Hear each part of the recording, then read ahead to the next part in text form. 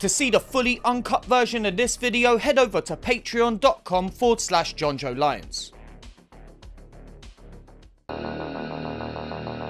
What's that like to live deliciously?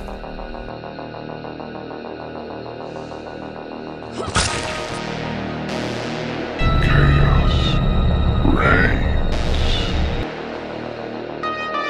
Please don't scream. Nah, Sid, don't you blame the movies. Movies don't create psychos. Movies make psychos more creative.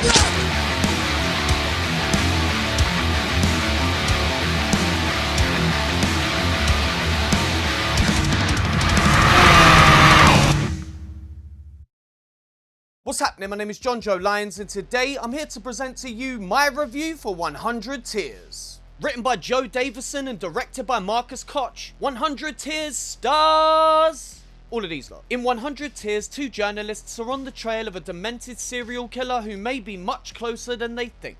I've been feeling pretty depressed since the last video, not gonna lie. Human Centipede 3 hurt me in a way that I can't really describe. This week I was gonna cover a movie that I consider to be a genuinely good piece of horror cinema. But after that dreck last week, I decided to treat myself to something that is as excessively violent as it is poorly made. I'm after something on the level of the Gateway Meat, and it looks like I found it in 100 Tears. 100 Tears is another film from the director Marcus Koch, who you may remember from Bloodshot, which in retrospect wasn't that bad at all. And from the clips I've seen of this one, I think we're going to be in for a really good time. One thing I am curious about though, why is it called 100 Tears? Is it named after the 100 milky tears that I cry out at the end of my p*** every time the clown kills someone? Let's find out. Get ready to watch a clown wreck the absolute out of everything and everyone he comes across.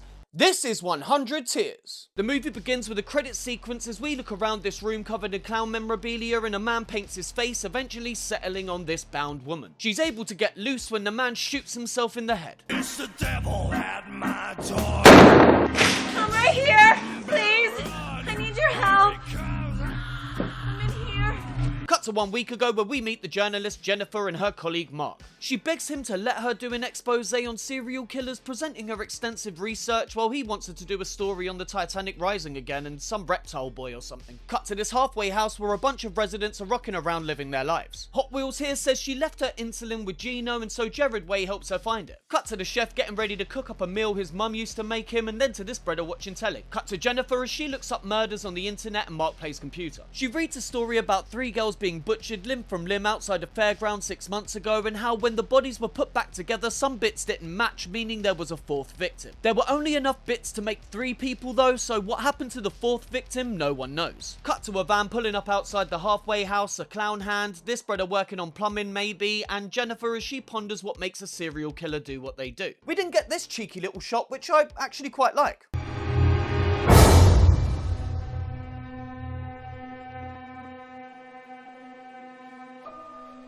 It's simple but effective, like your mum. The man goes back to his work when the clown enters the room and approaches him with a giant meat cleaver. He then cuts the man's head into messy slices.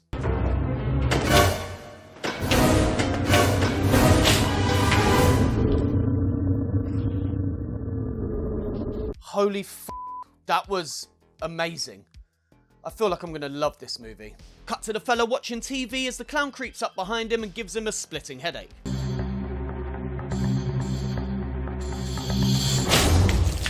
Cut to Jennifer telling Mark how nasty the stuff she's reading is and asking him to take a look, and then back to Wheels and Gerard. They bump into this bloke and briefly discuss Gerard getting the blame for a liquor store break-in, and then we cut to the kitchen where the clown steps up to the chef. Chef ain't having that shit though and fights back, trading blows with the clown. Wheels gets a shot when Blokey hears the kitchen commotion and decides to go and check it out. Cut back to the fight where the clown gets the upper hand and beheads the chef.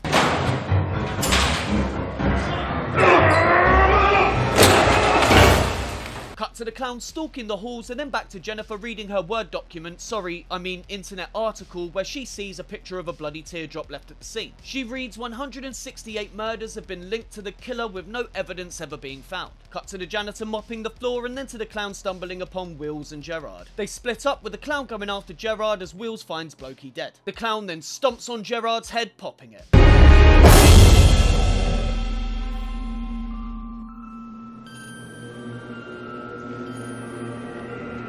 Cut to Wheels getting to the stairs.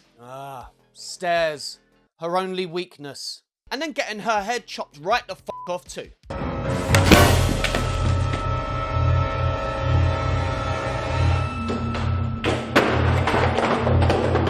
Cut to Jennifer saying the only thing they found at the scene was trace evidence of grease paint, then to this woman being chased by the clown. She tries to slam a door on her attacker, but he forces his way in and paints the room with her insides.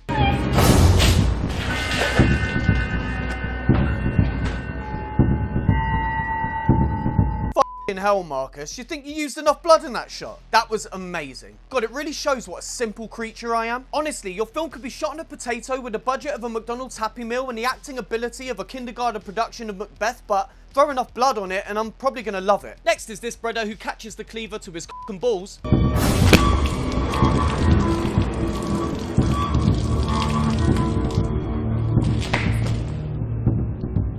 And finally, the old janitor who gets his neck broken. I just mopped these floors!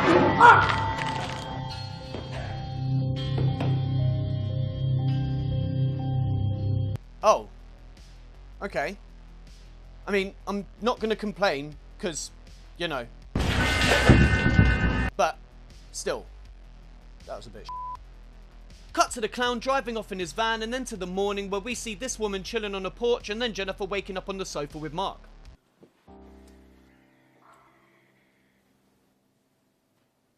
Hey Jen, let's have a look at your Hoya-tiki. She's Greek, and Hoya-tiki is a Greek salad. It's a vagina joke. Jennifer then gets on the floor and starts doing some sit-ups as Mark wakes up. He says if she's gonna rub one out, can he at least watch? And she replies if he did some of these, maybe he'd get a girlfriend. They trade some banter, ending with Mark farting and wafting it over to Jennifer, which she finds hilarious. And the sound effect that they use here just makes it sound like he fully shits pants. I found this. That right there. That's why he exits the frame so quickly. She then says if he does that again, she'll take a shit on his pillow, and honestly, I think he'd probably love that. The phone goes off with Mark saying it's her sis handing the phone to Jennifer. She then reads about the slaying in the halfway house, and they decide to go and check it out. Cut to the pair arriving at site when they're met by Detective Duncan. I see what you did there. Duncan Donuts. Cops like donuts. Very, very clever. He tells them he can't let them in, and even if he did, the bodies have been removed and there's nothing left to see. He makes it clear he'll take a bribe, so Jennifer tells Mark to give him the 50 in his pocket. No, it's from a video game. Video game or crime scene? While the gore in this movie is great, I've got to say, the comedy leaves a lot to be desired. I already cannot wait for something awful to happen to Mark. Duncan then flirts with Jennifer as we cut inside. Mark rocks around for a bit, taking pictures of random bits of blood, steals this bit of paper and heads into the kitchen where he finds a teardrop. He then finds a severed head in the oven and continues taking photos of blood when he's joined by Jennifer. Hey. No! Jesus Christ! Should knock before you come to a place? Scared, little baby? No. Yes, maybe a little. They head upstairs and Mark asks what Duncan had to say, and Jennifer tells him apart from asking her out, not much. He did however advise that there are 2 people unaccounted for. Cut to a basement where we meet the missing 2. A woman strapped to a table and this fella. She calls out to him saying they've got to get out of here, and he looks at her terrified, and it's then that we see why. I'm so cold. My legs are so cold. And that look on his face has nothing to do with their imminent death. He just knows that they're fucked for this weekend's tap dancing competition. Get in first place with that stumpy c***. Good luck. You got more chance of getting a blowy off the Queen. R.I.P. Liz, you filthy bitch. He tells her not to worry and that everything will be okay when she suggests that they get loose and make a run for it. If we can get free, we can make a run for it. Are you gonna tell her or should I? The clown enters and the man screams at him not to touch her, and we cut back to Jennifer and Mark continuing their search. Oh my god, Mark! What is going on? The girl says the clown killed everyone, and we cut back to the basement. The clown punches the man, and as the woman begs, saying she'll do anything. You ever been whacked off by a pair of wet stumps, big fella? In response, the clown covers her mouth and she dies.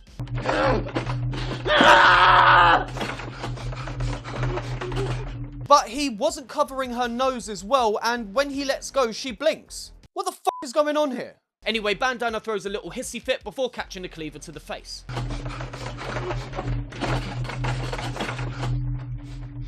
Cut to the woman from the porch now chilling on a sofa. Her daughter comes in and the mother asks why she looks like a clown, to which she replies she likes clowns. Daughter says she's going out with the girls and mother tells her to be careful as there's loads of lunatics out. Mom, it's not the lunatics I'm worried about, it's the sane people. They're the ones who need the axe to the head. Cut to the clown's basement where we find this bald-headed brother. The clown then steps up to him with a circular saw and shoves it into his stomach.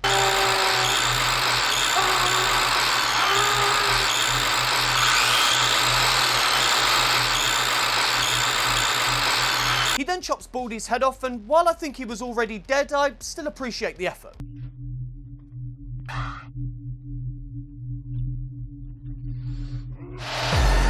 Cut to Chinstrap as he sits at a bar. He's joined by the daughter and they get chatting before having a little smooch and then moving to the back alley. They then kiss some more before he moves down to munch her butt.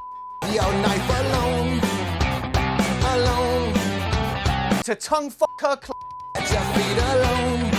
to slurp her syrup, to lick her labia, to do a mic check, a chicka check 1, check 2, to play her harmonica, to wear her like a feed bag, to board the face train to Mufftown, to spit in her hole, to headbutt her egg cup, to sample the fruits of her lady garden, to give a speech in her auditorium, to eat at her salad bar, to drink from her furry cup, to do a shot of her honey, to make a lunch of her roast queef and sample her sweetmeats.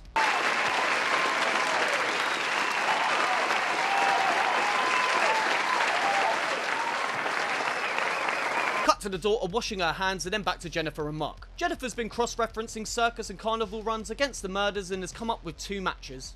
How come the police haven't figured this out?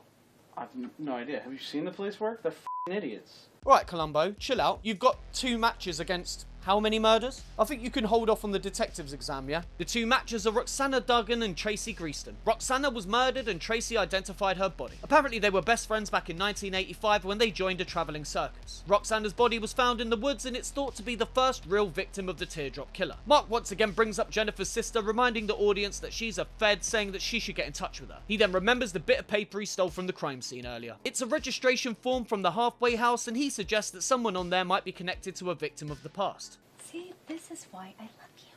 Well, that and the thick smell of and hamburgers. Also, stop having sex on my hamburger when I'm asleep. And by hamburger, I mean butthole. Jennifer says some of these old circus folk live in Gibsonton and they deduce that he has unfinished business and that's why the murders occur every few months up and down the coast. Jennifer asks if he might be a carny and Mark reminds her that the little girl said she saw a clown commit the murders. Mark then suggests they go to Gibsonton in the morning. In the meantime, I'm gonna take it down.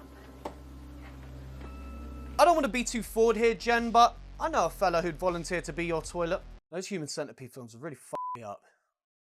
Cut to a puddle of blood and then Brian Welch from Corn walking down the alley the daughter was getting her eaten in earlier. He finds Chinstrap and tries to wake him up, discovering his throat has been slashed. Cut to the clown as he sits in front of a mirror, removes his gloves and headpiece and starts getting cleaned up. Cut to Mark and Jennifer at the top of a parking lot on a windy day, which you can tell because the audio is absolute dog shit. Jennifer gets off the phone with her fed sister and tells Mark they've never heard of a killer clown, giving them, the reporters, the upper hand. She then says her sister, the member of law enforcement, said they should go and check it out just in case. I'm beginning to think your sister doesn't like you very much, Jen. What sort of FBI agent would advise these 2 to go and investigate a mass murderer? Cut to this house and then inside where we join the daughter as she enters the bathroom. We cut to the mother on the porch again and then back to the bathroom as the daughter opens up her shirt. Hello there.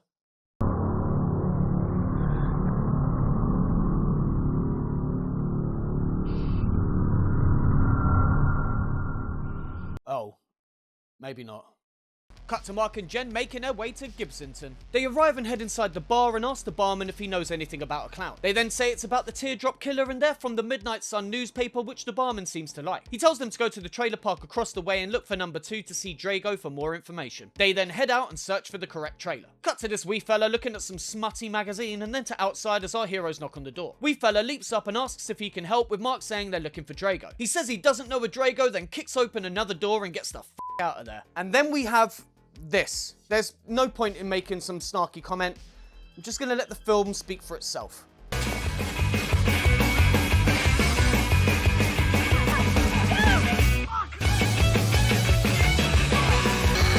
We're subjected to this epic chase scene until eventually they're able to tell him what paper they're from and suddenly he's totally fine to chat with them. Work for the Midnight Star!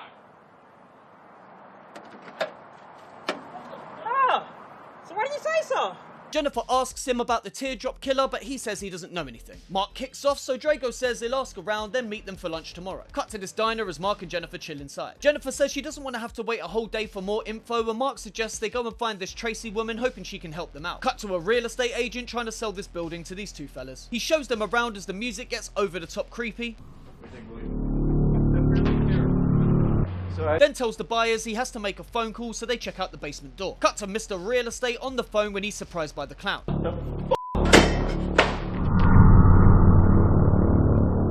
What I especially like here is the fact that when he first gets hit, there's a little bit of blood, then we cut away, and when we cut back, he's completely drenched.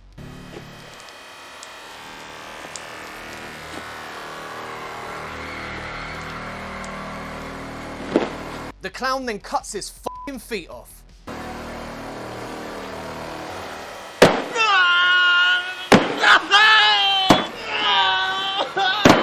One of the buyers goes looking for Mr. Real Estate, but instead runs into the clown just relaxing in a chair. The clown then springs to life, chasing the buyer down, breaking his arm and then chopping both his arms off.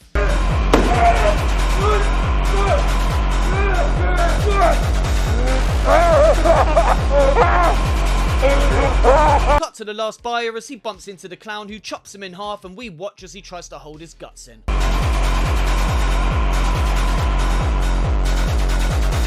Cut to Drago and the barman talking about Mark and Jennifer. Drago mentions the clown Gertie coming back for them, but the barman brushes this off, saying that he's been dead for 20 years. Drago says if it ain't Gertie, then it's someone who knows a lot about him and that the murders have never stopped. The barman says maybe, but they've never come home, but Drago says that they're too close to home, too close to Tracy's home. Cut to Mark and Jennifer as they start their search for Tracy, then back to Drago as he's attacked by Gertie. Just as he's about to kill Drago, he says he has something for Gertie, pulling out a piece of paper and telling him she's still alive. Gertie leaves, and we cut to Mark and Jennifer continuing their search when they're flagged down by the barman. He says Gertie was just there, and they go to see a busted up Drago. Drago admits he wasn't killed because he gave up Tracy Greaston, now known as Samantha, and then we cut to the origin story of our killer. Long story short, Gertie, real name Luther, was accused of raping Tracy by Roxana because she didn't like them having a relationship. The strongman Ralphio beat the shit out of Gertie because of that, and then later Gertie killed them both, strangling Roxana and putting a tent spike through Ralphio's head. Then after the carnage, Drago helped him escape, and that was 20 years ago. Mark says Gertie must be on his way to Tracy's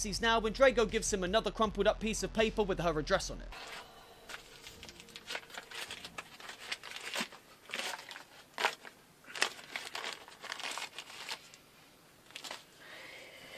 Has he just got a whole drawer full of those, giving them away at dinner parties? Thanks for coming, and here's Tracy Greaston's address. Jennifer then calls Detective Spaulding to get him to meet them there, and we cut to Gertie peeking through a door. Inside he finds the mother, who I assume is Tracy, dead, and the daughter standing over her with a straight razor. She tries to make a run for it, but Gertie catches her and takes her to his lair. In one quick transition, was she kicking and screaming the entire way? How far away from Tracy's house is Gertie's basement? Did he bang her in the van, or were they just walking down the sidewalk? I need answers, movie. He pops her on the bed and pulls out a folder containing letters and pictures of her as a young'un, revealing the psycho girl to be his daughter. It looks like the apple doesn't fall far from the tree.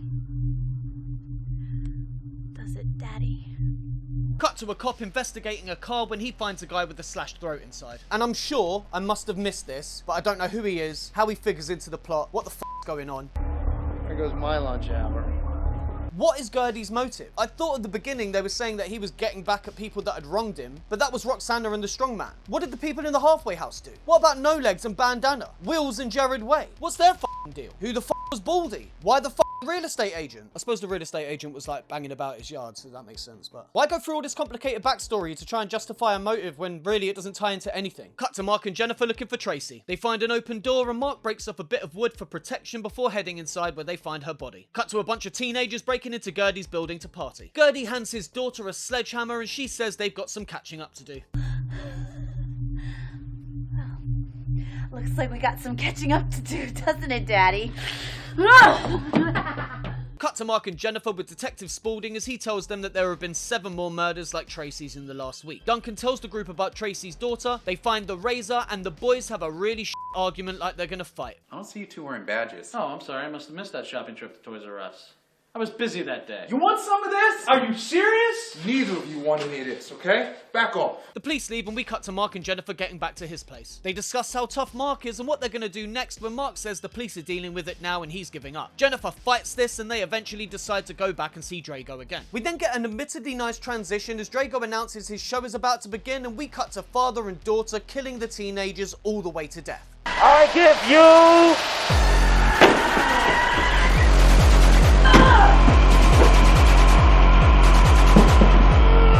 And it is some really good stuff.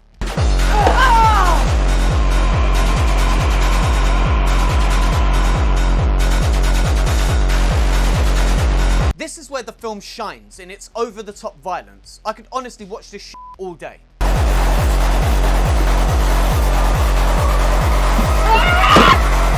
Although we do get this really silly pitchfork versus cleaver fight.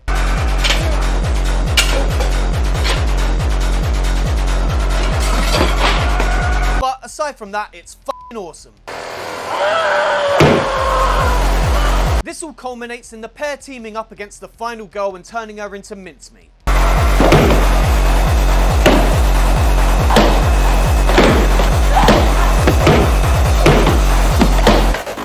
I genuinely don't think that it is possible for me to be any harder right now. Glorious. Anyway, back to the bullshit. Cut to Mark and Jennifer arriving at Drago's show. And it's really quite a dog show. It's just a lady in a black top dancing with a dollar store mask on in front of a mirror. At least get the sloppers out, you know what I mean? A little side salad for my trouble, This is the life you see. The devil tips his hat to me.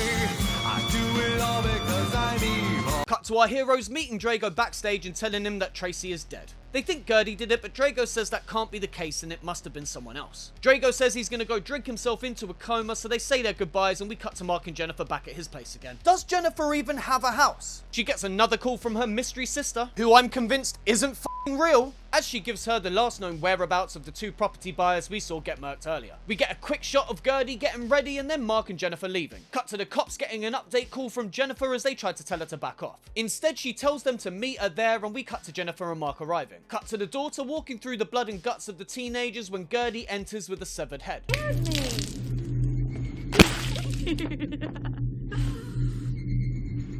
We see Mark and Jennifer enter and start taking pictures as Gertie gives his daughter a new straight razor. Mark and Jennifer go down into the basement and start looking around with Mark calling himself a f***ing ninja. And in a masterclass of building tension, they're immediately attacked by the clown. Holy it's him. Run! They both trip and Mark pulls a gun that was never established out of f***ing nowhere before heading through a door where they're attacked. Run! Jennifer jumps on his back and Mark yells at her to get off when he's knocked into a cardboard wall. Jennifer then runs with the clown giving chase and Mark popping off shots. Cut to the cops entering the building as Mark searches for Jennifer. We get a load of quick shots here of Jen sinking to the ground, the cops looking around and Gertie grabbing at her shoulders. The cops then hear Jennifer calling for help and instantly find her as she explains what's going on. Spaulding says he's going to get her out of here and we cut to Mark calling out for Jen. Cut to Duncan looking around when the daughter runs up to him pretending to be a victim. He tells her to stay calm and in response she slashes his throat. As calm as a bomb.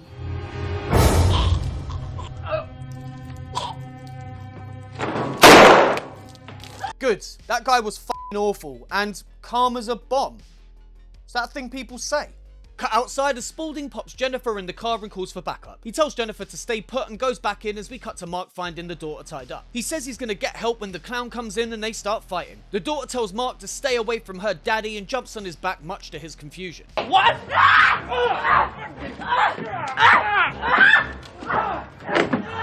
Mark then manages to get her off and leg it out the door, but I have a question. What the f*** is this? Did he just try and slide along the table, like you would the hood of a car? This movie's bizarre, man. Gertie draws for the cleaver and gives chase as we cut to Jennifer and then back to Mark as he takes a break. The daughter appears and blinds him before getting her head mashed into the wall. Gertie then jumps out and starts swinging on Mark. And check out the f***ing parkour from Mark here. Hardcore Markor, am I right? Father and daughter then team up and start kicking the ever-loving out of Mark. Cut to Spaulding and then to the daughter as she calls her dad a p***, saying that he should have dealt with Mark before he f***ed her face up. Gertie draws a gun on her and it looks like he's about to do the world a favour when she tells him to kill himself. Cut to Jennifer, who hears a gunshot and runs inside, and then to Spaulding still looking around. Jennifer picks up a bit of wood and calls out for Mark when the daughter starts playing victim for the third time. This works again as Jennifer sees a clown face down on the desk, but this ruse lasts all of 1 second when Gertie comes through the door. We then see a flashback to 2 minutes ago where the pair dressed Mark up like Gertie and blew his brains out, leaving me only to ask, why? Daddy, do it! Come on, Daddy, kill him! What is the f***ing purpose of that? To fool Jennifer and then immediately reveal yourself? Why? Why? It's just a cheap way for them to give a fake out ending at the beginning of the movie. I understand that, but f*** you, man. In universe, that makes 0 sense. So, f*** you, is what I'm saying, basically. F*** you. Anyway, Jennifer screams and the daughter gets all hyped, telling the dad to go get the cop while she cuts Jennifer up. Gertie leaves and the daughter starts slashing up Jennifer. I'm gonna cut your pretty little face! Oh! Cut to Spaulding touching this and smelling it. Dog shit. Oh my god. As Gertie enters the room behind him. And now comes the epic fight. Clown versus cop. A bloody bare-knuckle brawl between good and evil. Man versus monster. Here we fucking go.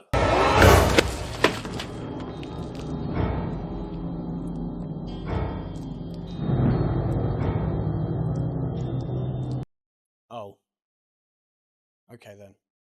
Cut to the daughter f***ing Jennifer up with a sledgehammer, then the floor, leaving her a bloody mess. Jennifer turns over, somehow still alive, with what I presume is a completely shattered spine, and we cut to the daughter meeting up with her dad.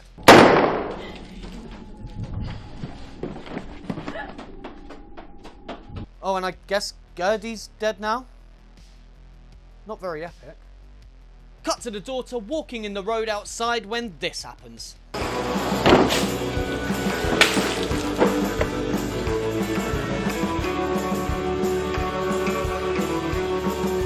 Oh, the end, I guess? Really raced to the finish line with that one, didn't we, guys?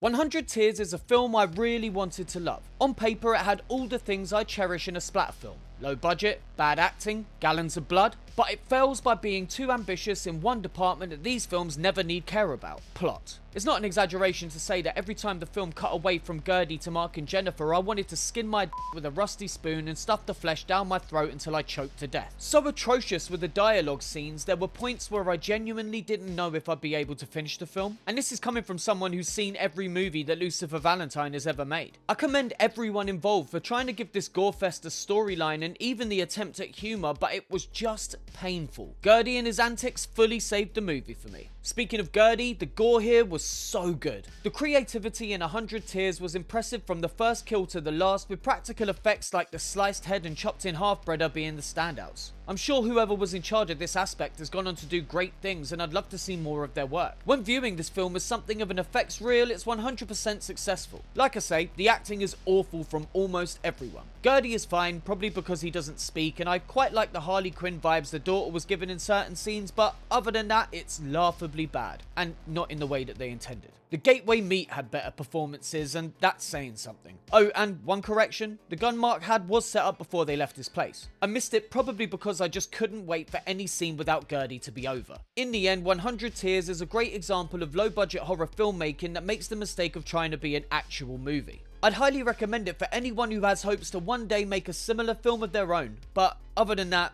not so much. I'm sure everyone involved was super proud of what they achieved here, and for that reason alone, I'm glad the film exists. Here's hoping we live long enough to see Gertie slay once again. So that was my review for 100 Tears. What do you lot think? Those scenes between the deaths were painful, man, but it was all worth it for the gallons and gallons of blood and guts. Speaking of which, if you want to see all of that extremely impressive splatter on display, uncut and early, head over to patreon.com/Jonjo Lyons. Whereas for as little as $1 a month, you can gain access to the uncut version of this video, plus others with more stuff being added all the time. We got Q&A, script reading, slasher comic breakdowns, sequel pitches, and the odd meltdown from me every now and again. Actually, it's been a while since the last time I had one of those. I'm due for one soon, I think. But anyway, all of that can be yours for as little as $1 a month. You can pledge more, obviously, I really appreciate it. I haven't looked into it yet, but I'm assuming a meat cleaver that big is going to cost quite a bit.